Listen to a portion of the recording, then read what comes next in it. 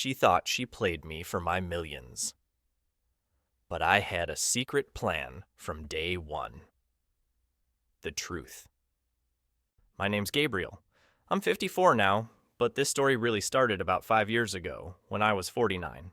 Back then, I was successful, confident, and if I'm being honest, restless. My life looked perfect from the outside. I had money, respect, and the kind of freedom most folks only dream about. My first wife passed away suddenly in my late 30s, and after that, I threw myself into raising our 2 kids, Sophie and Ethan. Once they grew up and started lives of their own, I found myself alone, with nobody to really share life with. Now, I wasn't completely alone. My cousin Marco, he was always around. He was like a brother to me growing up. We were thick as thieves, and over time, he became one of the few people I truly trusted. He had that smooth charm about him, easy to like, but he was terrible at follow-through. One failed business after another. A boutique that didn't last, an app no one remembers. We'd joke about it, laugh it off. Then came Christina. I met her at a charity gala in Manhattan. One of those events where rich folks pretend to care while showing off their money. I wasn't expecting anything exciting, just another evening of small talk and business cards. But then she walked in. Christina, 24 years old. She lit up the room like a spotlight had followed her in. She had a laugh that could stop time and a smile that made you forget where you were. I couldn't take my eyes off her. When I finally worked up the nerve to talk to her, I felt like I was back in high school. "Gabriel," I said, trying to sound calm while my heart was hammering. "Christina," she replied, smiling like I was the only man there. We talked the rest of the night. She told me about her dreams, her love of travel, her hunger for adventure. I was hooked. Over the next few months, we got close, fast. Everything with her felt exciting, like she turned even the most boring moments into something special. Dinner at home felt like a scene from a romance movie. She made me laugh. She challenged me. For the first time in years, I felt alive. I brought her into my world, and she didn't just fit in. She thrived. She loved the finer things: luxury cars, private jets, 5-star hotels. And back then, I believed it wasn't about the lifestyle. I thought she really loved me. Looking back, that might have been the first lie I told myself. Eventually, she met everyone who mattered to me, including Marco. Of course, he turned on the charm. She laughed at his jokes like they'd known each other forever. I felt proud. The 2 people I loved most.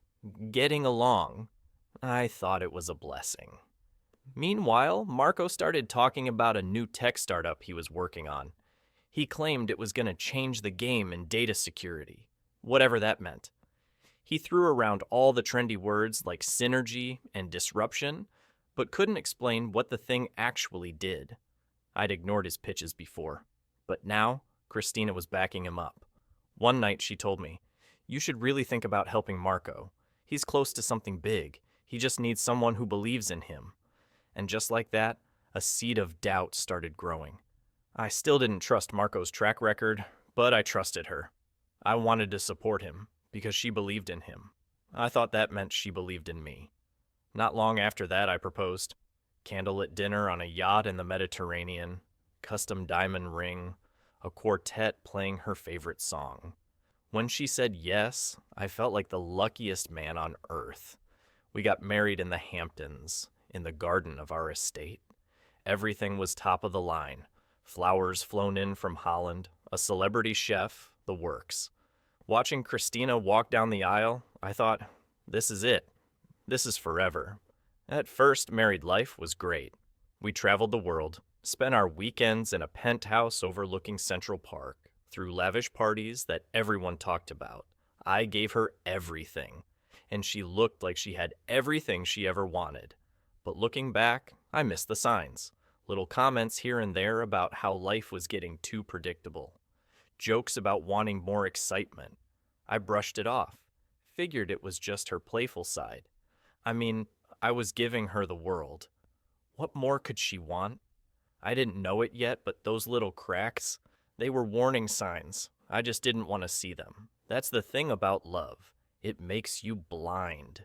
You hear what you want to hear, see what you want to see, and I truly believed she loved me like I loved her. But love, sometimes it's not enough. No matter how much you give, it'll never be enough for someone who doesn't know how to value it. And Christina, she was one of those people. I just hadn't figured it out yet. Not then. What happened next would blow my whole world apart. Everything I believed about love, about trust, about her, was about to be shattered. Finding out about Marco hit me harder than I expected. He wasn't just some random guy. He was family. My cousin. A guy I grew up with, trusted like a brother. But it wasn't just him. Christina had a whole hidden life. Flirty messages with strangers I didn't even recognize. Hotel meetups at places I'd never stepped foot in. Her need for excitement went way deeper than I'd ever imagined. That night, I sat alone in my office. In front of me was a folder packed with everything: screenshots, photos, every lie Christina thought she'd buried. For a while, I just sat there, let it all sink in. The years I'd poured into a woman who clearly never deserved any of it. Then, I took a deep breath and slid the folder into my safe. Sure, I could have confronted her right then, watched her squirm, but that wouldn't be enough. I needed something better. I needed a plan. I wanted to dismantle her world the way she tried to tear apart mine, quietly, piece by piece, with no chance of recovery. Just as I was locking the safe, my phone buzzed. It was Charles, my oldest friend. He wanted to grab dinner. My first thought was to say no. I'd spent so long wrapped up in Christina and work, I'd pushed everyone else away. But something stopped me. Maybe I was tired. Maybe I just missed feeling like myself again. So I said yes. Over the next few weeks, I moved carefully. I met with my lawyer, shifted money, separated accounts, cut Christina off little by little. She didn't notice, too busy with her girls' nights and luxury shopping. But I noticed, and every step felt like a win. The first time our joint card declined, she came storming into the penthouse, waving it in my face. "Gabriel, there must be some mistake," she said. I kept my voice calm. "I'll look into it." She didn't press, too proud to admit the embarrassment. But this wasn't about money, not for me. This was about taking back control, about breaking the illusion. And then there was Marco. I'd tried to give him the benefit of the doubt, but his smugness, the way he was always around Christina, always sliding business talk into casual conversation, it all started to click. I called him to my office. No games, no warning, just the truth. He walked in all relaxed, like nothing was wrong. "What's up, cousin?" he said, plopping down like we were catching up over coffee. I didn't waste time. "Cut the act, Marco. I know what you've been doing." He froze, just for a second, but I saw it. The guilt. "What are you talking about?" "You and Christina," I said, leaning forward. "The late-night chats, the secret meetings, using her to pitch your startup. You think I don't see it?" He smirked. Same old defense move. "Come on, Gabriel. You're reading too much into it. Christina's just been supportive. She knows how much I'm struggling. She thought maybe you'd—" "She thought I'd what?" I cut in. "Invest? Because she warmed me up to the idea, while you two played house behind my back?" The smirk vanished. His face went tight.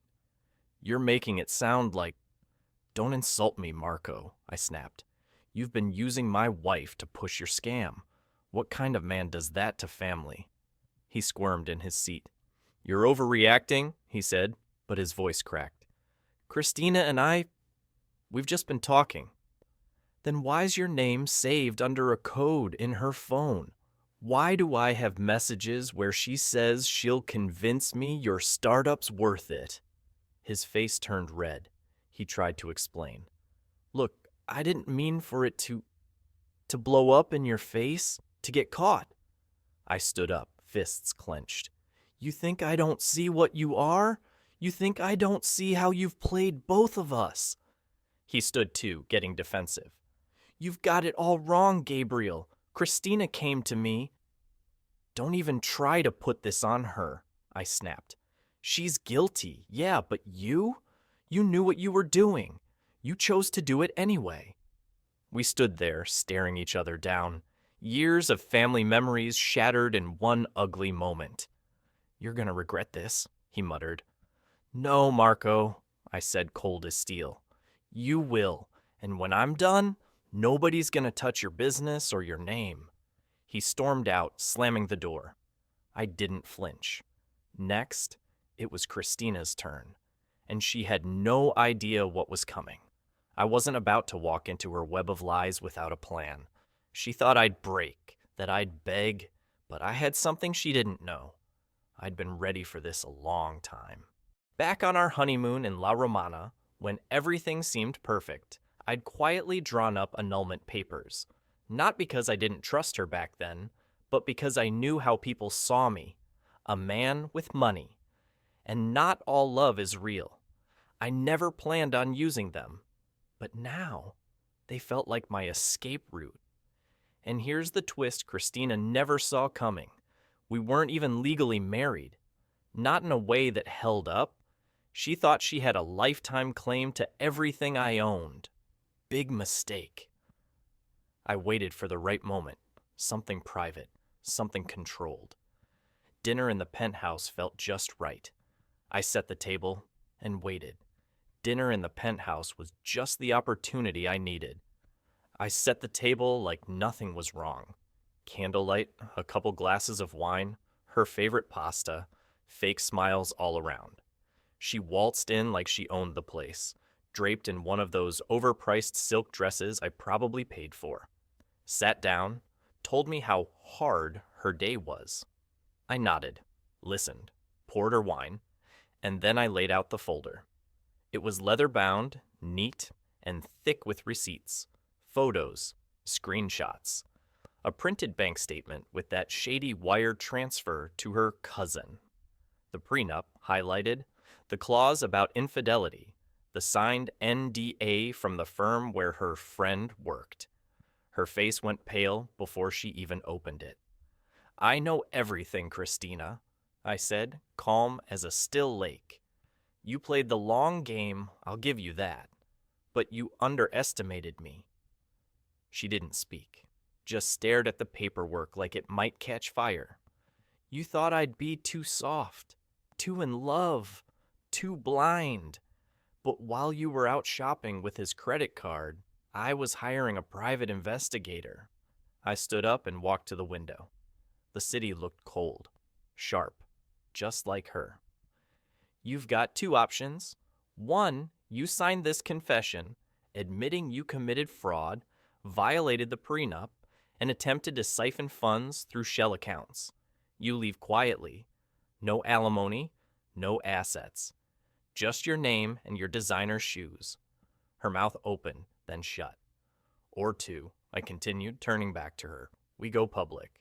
My lawyer files tomorrow, and I promise you, Christina, the tabloids will eat this alive. The story of the gold-digging wife who tried to con the tech guy. You'll be radioactive in every social circle you've ever pretended to belong to. I slid the pen across the table. She signed. No tears. No apology. Just a quiet, simmering rage behind her eyes. I watched her leave with a single suitcase. Not a word between us. Just the sound of the elevator closing. And for the first time in years, the penthouse felt quiet. Peaceful. Mine again. Let her chase another fool. I'm done playing the victim. This time, the mask came off, and I walked away free.